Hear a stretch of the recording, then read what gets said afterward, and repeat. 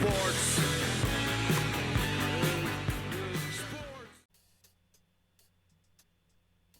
Here we go, baby.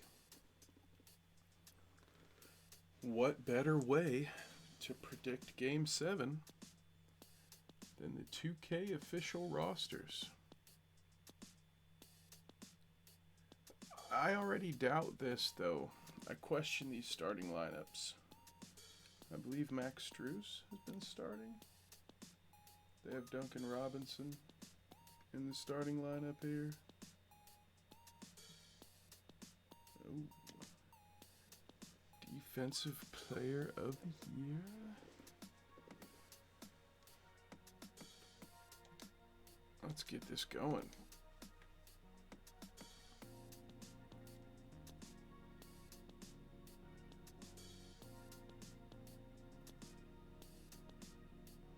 I hope we see some better gameplay here. Made sure the difficulty was high. I think I have it at Superstar Hall of Fame, because watching the computer play on Pro is incredibly boring. Not off to a great start, but we'll see what Jimmy Buckets can do.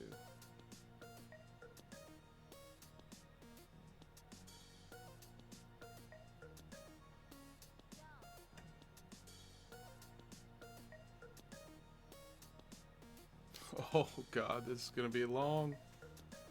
It's gonna be a long half an hour, 45 minutes at this rate. Oh, look at that cut. There you go. There's a little offense for you.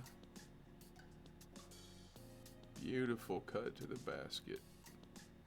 We'll see if they'll actually run plays.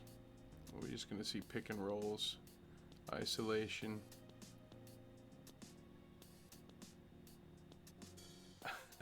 Oh, there it is.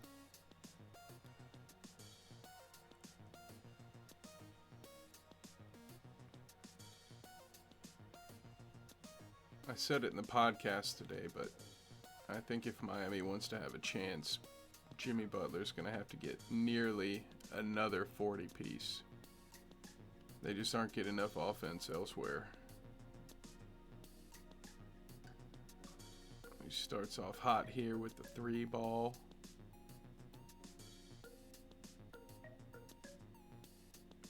Feeding it into Horford.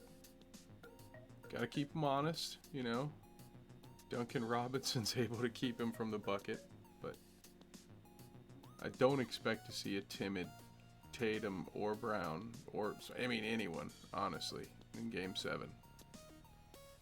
It's gonna be a dogfight. Oh, he missed Horford. Had Horford on the cut there. ISO ball. No, looks like they're running some action. But out to Horford with 8 seconds. I don't know if this is the action you want.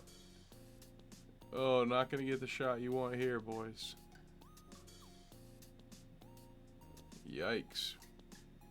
Well, Miami makes a bucket here. It's going to start to look like most of the Eastern Conference Finals.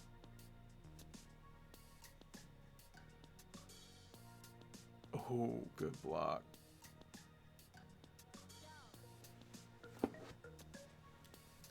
Good block.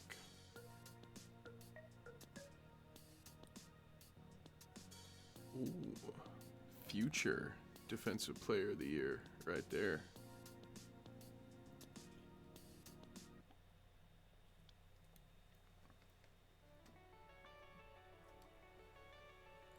Superstar Grant Williams has entered the game. Are we going to get some superstar Jaylen Brown here? Ooh. Ooh. 5-5 to end the first. Not a barn burner by any means.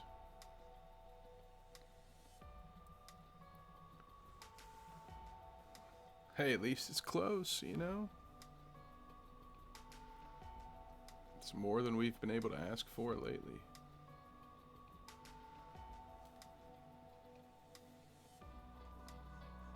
Gonna talk to Jimmy Butler.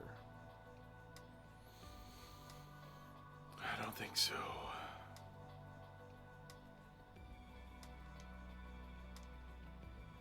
Got a team full of guys. Sticky Vicky in the building. I mean, if Oladipo steps out and has one of those nights he's capable of having, if he drops 25 to 30 in Game 7, that could be a scenario where if Jimmy Butler's held to 30 points, Miami could maybe claw out a victory. But that is going to be a low-scoring game if that's the case.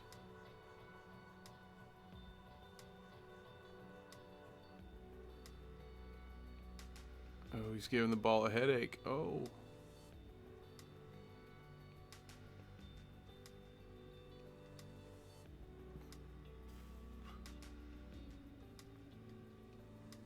Don't even say his first name. Yeah, no respect for my boy. Well, that's what happens. You want him to say both names, make both free throws, baby. Gonna run the screen. Yeah, you had him. There it is. Dice. I need a hero. I don't know if Hero will be on the court for Game 7. If he is and he's healthy enough to be himself, another point in favor for Miami. But right now the odds have it 52% in favor of Miami. It's going to be a coin flip. Who do you think is the best matchup for Golden State? Let me know. I think if both teams are healthy, it could be Miami. Both teams were 100%. Getting 100% of Kyle Lowry. They have the backcourt depth, 100% of Hero. Miami has a deep and talented backcourt, so I think they could potentially keep pace defensively with the Warriors, slow them down enough to make it a series. But Boston, it would still be close, I think. I think we're going to get at least 6 games in the finals. Hopefully not a bunch of blowouts. But really right now I'm thinking it's Golden State's title to lose at this point. It's interesting how the playoffs play out.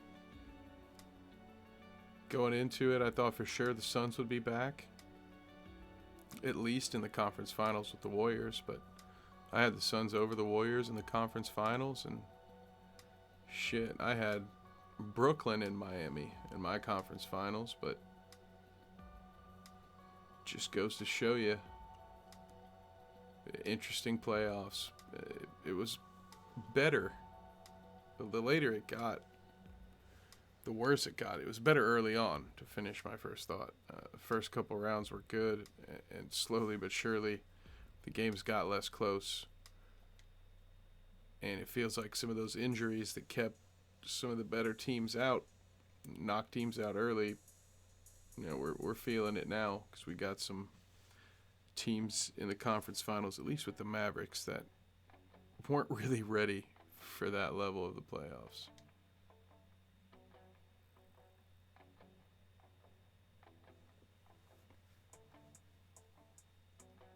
Yeah, 5-5.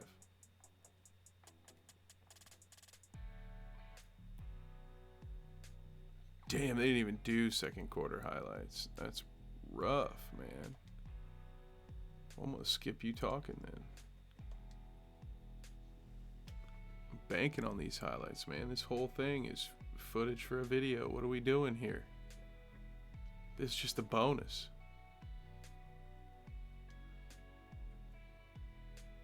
I like it. I like it.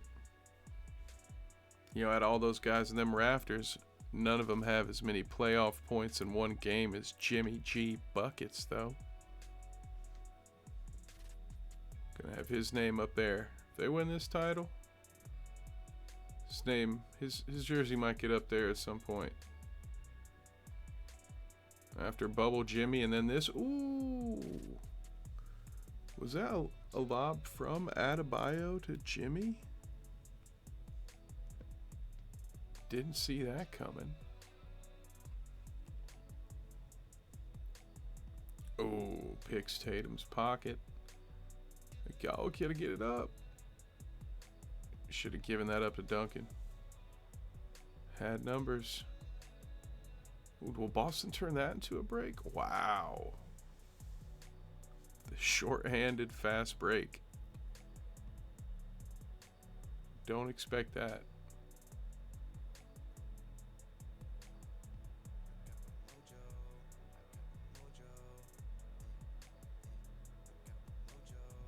Good big to big action. You know, I noticed that play reminds me of real life game 6 where PJ Tucker is just not looking to score the basketball whatsoever when he's got it.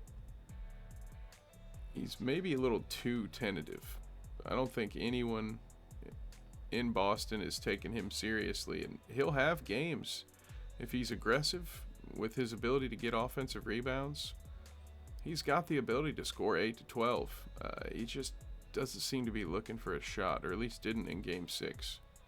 I hope that's different for his sake in Game 7. Oh, they had Duncan there if they made the pass. No, fade. Oh, gross.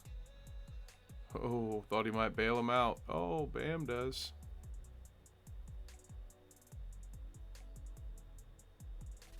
Oh, good pass. See what I'm saying, though? Look at that.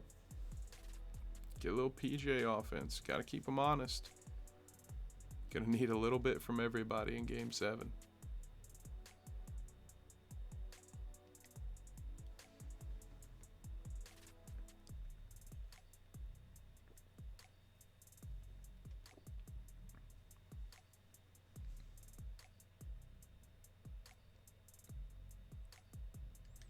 Hurry up and shoot, PJ. Come on, bruh.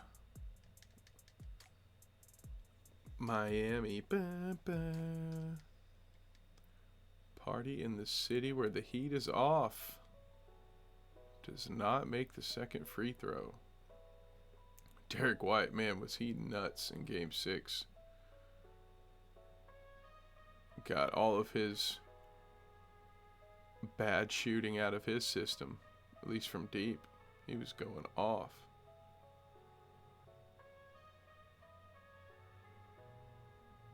Running floppy. There it is. Big shot. Lowry hit a huge shot in Game 6 to tie it late. The Heat really went on a run after that. I think that was the play that changed the game. Well, that and his defense that he provided from the sidelines. The NBA's really got to do something about that. The fines don't seem to be enough. Maybe they move the bench back even further, but they got to enforce that rule. Those Celtics players in the corner, they were facing multiple defenders. It was ridiculous. Markieff Morris was on the court multiple times while action was in that corner. He's standing there on the court. Something has to be done about it. It's ridiculous. Everyone's seen the tweet of Kyle Lowry barking at somebody. I think it was Marcus Smart. Maybe it was Horford. I don't remember, but Kyle Lowry barking, getting way too close. The league's just got to do something about it. It's bad. It's not just been Miami, mind you. It's been a plague this playoffs. The Mavericks, I mean, Jalen Brunson almost got hurt himself by being too close. Player dives near his knees, and that could have been his season right there. So it's bad for the game, and something needs to be done about it.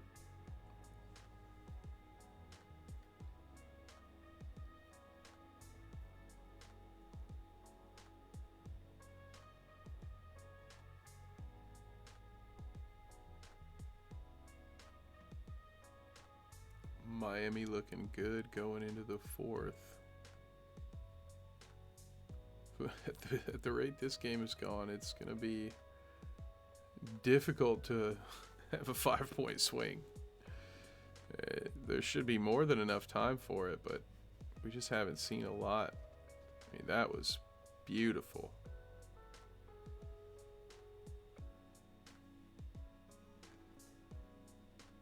Happy to have that clip.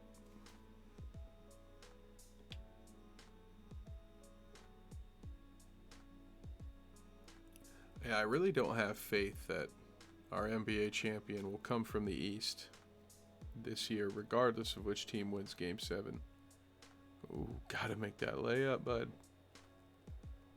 Miami makes a bucket here. They're in good shape. Ooh. Instead, they might give one up on the break. Too easy. Oh! I spoke too soon. Wow. Wow. Huge play. Is he getting subbed out now? Hero coming back out.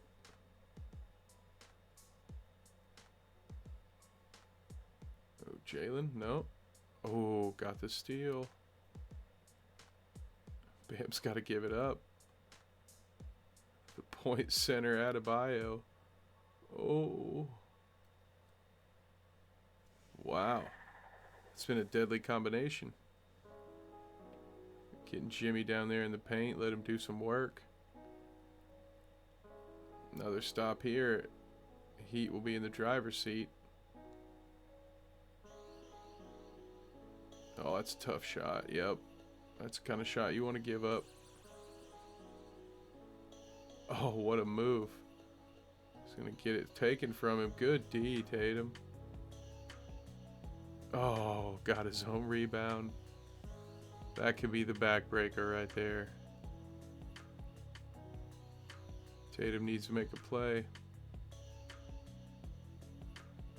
Oh, you really want to see that go in. I wanted this to be closer at the end. Said everyone at the end of 5 out of the first 6 games of this series. Oh, good block. These are still playing hard. I hate to be the you need a 3 here guy, but you almost need a 3 here if you're Boston, and that's after getting a stop. The stop is a necessity here. This is game over. And Butler's on tees, so it's not looking good. Oh, wow. Oh, he should have shot that. Wow. That was a terrible decision. I saw that at one point at the end of the third quarter, I think, in Game 6. But I think it's a terrible idea when teams pass up a good shot with 6 seconds or less in the quarter. They pass up a makeable shot, an open shot, just to hold the ball to the very last second and end up shooting a poor contested shot. I want the bucket. I'll play defense for 3 seconds. If I have an open 3 and we make it, that's well worth having to play defense for 3 more seconds to prevent a half-court Hail Mary. I don't understand why that isn't coached differently throughout the league. Players become a little too passive. They're more concerned with fully running out the shot clock than they are with getting the best shot and extending the lead and putting the game away. So just a goofy tactic in my opinion. Adebayo, player of the game, out here showing his dimes. That's how you can tell this is a bizarro world simulation. Oh, he had him. He should have just given it to Smart. What are you doing? Oh, I wanted that 3. I wanted something close. So there you have it, folks. Heat. And it's not even close. I do not think that this simulation will hold true. I believe this is going to be a very close game, despite what the evidence has shown.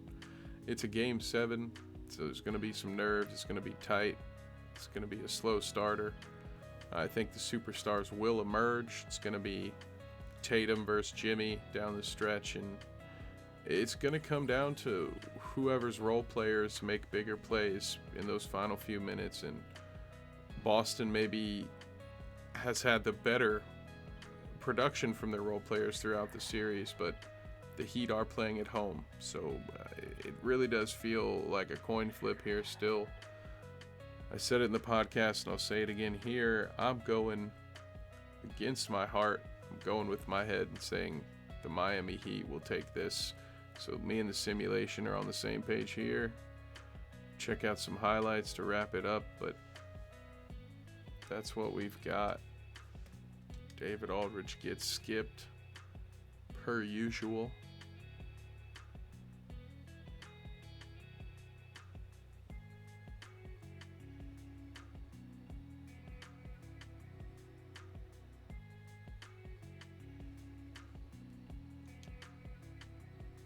Jimmy Butler led the way with 11. Be our player of the game, and in this scenario, if they win, I think even if he's not the leading scorer in Game 7, he's most likely winning the MVP. But what do you think about that? Because he had a couple of stinkers in there before that big 40-point. I think, obviously, 47-point to be accurate. I think that's the more memorable moment, perhaps the most memorable moment of the series if Miami pulls it out. But does that make up for the games where he really played poorly? I think it will. I think that he'll win the newly minted Bob Cousy Award. No, is it the Larry Bird Award? I don't remember. Anyway, Eastern Conference Finals MVP. Let's look at the Celtics. Jaylen Brown and Tatum. I think we'll see more from them. I do expect them to be the co-leading scorers, probably with Tatum getting more points than Brown, but it's safe money to say one of these two will lead the Celtics in scoring on any given night. Marcus Smart kind of low on the highlights. Will he just get a rebound? Anything from Horford? Big bucket, baby.